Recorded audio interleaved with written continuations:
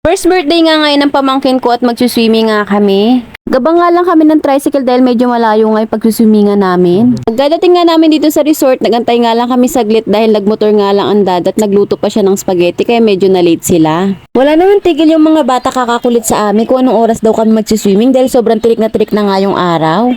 At 10:30 na nga rin kami nakarating dito at nakatulog na nga si Tariray dahil 5 AM pa nga yan gising. Parang alam na alam rin talaga ng bata niya na magsuswimming kami dahil napakaaga niyang magising.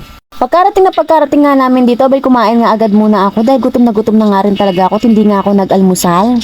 Sila Jaco talagang hindi kumain ng almusal dahil dito nga ako babawi. Hindi nga talaga nakakasawang mag-swimming sa resort na to dahil napaka-overlooking at napaka-refreshing ng lugar. Nawag pa nga ako ng kapatid ko dahil tanaw-tanaw daw ang bahay namin. Ang akala ko nga tanaw na tanaw talaga, ibubong lang naman ang kita. Diyos mio, kumakain pa naman ako, istorbo. Dahil nga tulog pa nga si Tariray, sinama ko na nga lang muna siya dahil pupunta nga kami dito kay Dada.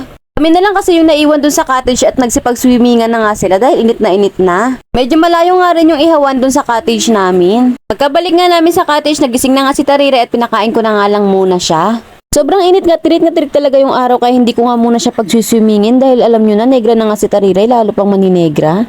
Pag pinag-swimming ko nga to ng ganito katirik yung araw, baka pag uwi namin hindi nyo na to makilala. Naglatag nga lang ako nasa pin dito dahil ipo-photoshoot ko nga si Tarire dito sa mga damo-damo, di ba? Napakyo talaga ng aming Tariray, manang-mana sa kanyang nanay. Sobrang lakas talaga ng dugo ko dahil yung dalawa kong anak kamukhang kamukha ako, buti na lang talaga. Sakit din talaga yung paglilihi at pagbubuntis ko dahil ako yung kamukha.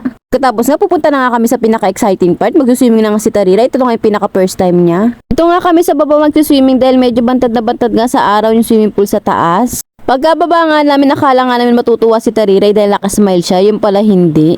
Iyak tawa yan, o diba? Talaga si Tariray kapag nakakita siya ng mga bagong bagay-bagay o kaya mga bagong tao na hindi niya kilala, ay naiiyak talaga siya. Takot na takot nga rin to sa tao dahil rin siguro bihira nga lang kami lumabas ng bahay. Kabaliktaran nga rin to ng kuya niya dahil kung anong kapal nga ng mukha ng kuya niya, siya namang mahihain ito ni Tariray. Kaya na nga medyo nag-i-enjoy na nga rin siya sa tubig. Tapat ko nga siya dito sa umbrella pero nginig na nginig siya nang matalsikan siya ng tubig. Nakakatawa nga talaga ang ekspresyon ng mukha niya dahil gigil na gigil nga siya. Maganda nga rin na habang bata pa yung bata, sinasanay na nga rin siya sa mga gantong activity tulad ng pagsuswimming para hindi siya matakot.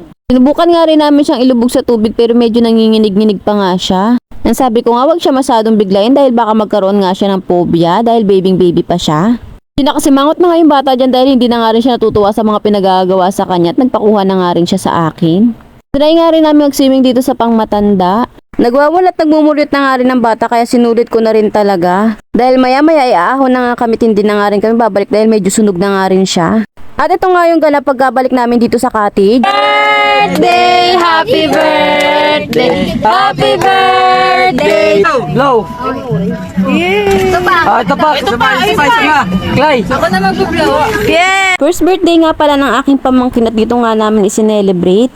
Dahil nga pauwi na nga kami, pinapaahon ko na nga ito si kuya dahil hindi ko na nga makita. Sunog na naman nga ang kulay nito dahil kapag nakapag-swimming nga to, wala talagang ahonan.